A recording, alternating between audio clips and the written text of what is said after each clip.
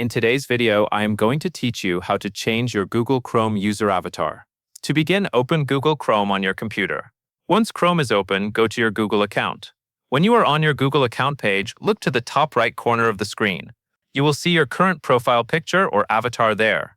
Click on that image to open the profile picture options. After you click your current picture, look for the small camera icon that appears over your image. This camera icon is the option used to change your existing profile picture. Click on it to continue. Next, select the option to add a profile picture, then choose From Computer. Once you click it, a file browser window will open so you can locate the picture you want to use. Choose an image that is clear and easy to recognize, since smaller profile pictures tend to display best when the subject is centered and well lit. After selecting your image, Chrome or your Google account page will give you editing tools to prepare it. You can adjust the crop to control which part of the photo is visible in the final avatar. If the image appears sideways or upside down, use the rotate option to correct it. When everything looks right, click Save as Profile Picture.